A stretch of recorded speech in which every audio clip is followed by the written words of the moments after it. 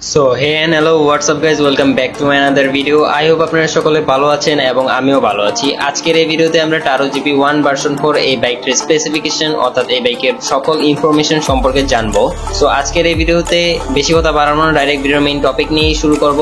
But ভিডিওর main টপিকে যাওয়ার আগে আপনারা যারা এখন আমার চ্যানেলটিকে সাবস্ক্রাইব করেননি, সাবস্ক্রাইব করে দিন ভাই। দেখেন, সাবস্ক্্রাইব কিন্তু ফ্রি করতে কোনো টাকা লাগে না, যেহেতু সাবস্ক্রাইব করাটা ফ্রি হয় তাহলে দেরি কিসের, এখনই। Vipers coiled.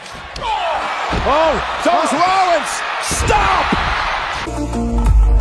তো প্রতিবারের মতন শুরুটাই করি বাইকের লুকস দিয়ে। এই টারো জিপি 1 ভার্সন 4 এই বাইকের লুকস অনেক সুন্দর, কেননা এই বাইকের মাস্কুলার বডি ডাইমেনশন এবং এই বাইকের অ্যাগ্রেসিভ হেডলাইট এবং ইউনিক বডি ডাইমেনশন এই বাইকের লুকসকে অনেক সুন্দর করে ফুটিয়ে তুলতে সক্ষম হয়েছে।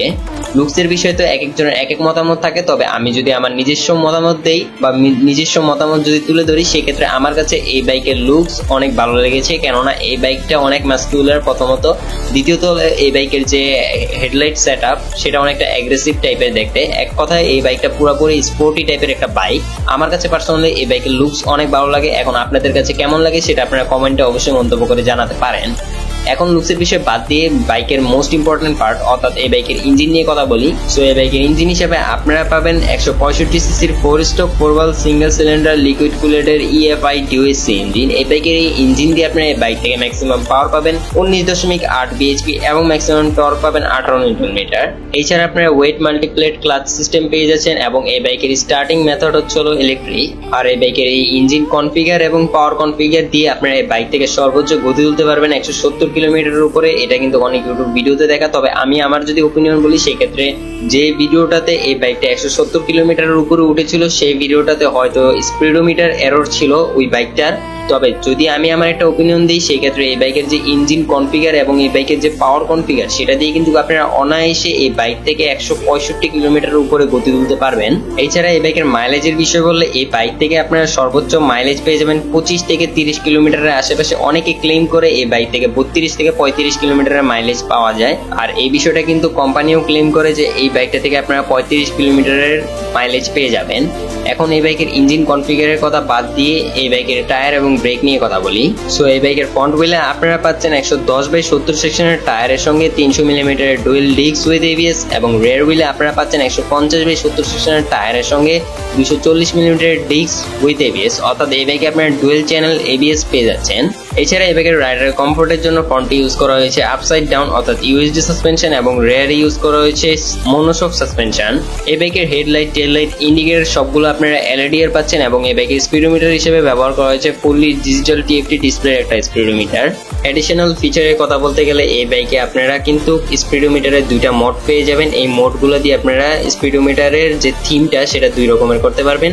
দ্বিতীয়ত হচ্ছে এই বাইকের একটা ইউনিক ফিচার, সেটা হচ্ছে এই বাইকের ECUর যত ইনফরমেশন আছে সেটাগুলো কিন্তু আপনারা আপনাদের স্পিডোমিটার থেকেই দেখতে পারবেন। এটা কিন্তু অন্য কোনো বাইকে নাই।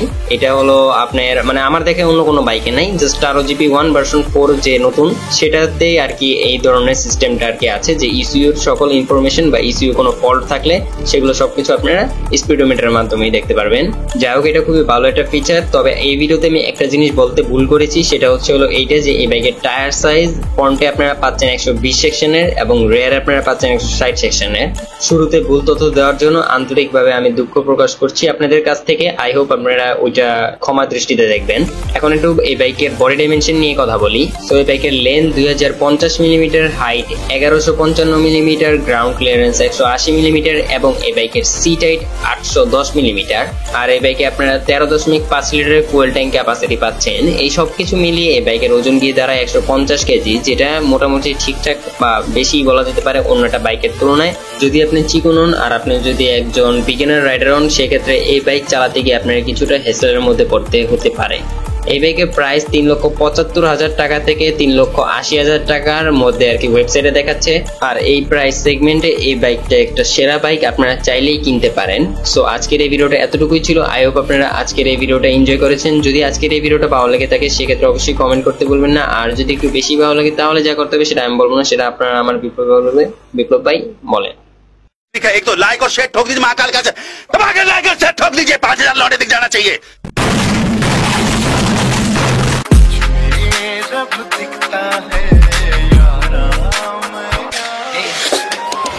वो जंग मिले मेरे को वो 100% ओके आगे मचा बोले रिस्क डरेंगे पढ़ने से आगे में मेरा का हिप हॉप और काम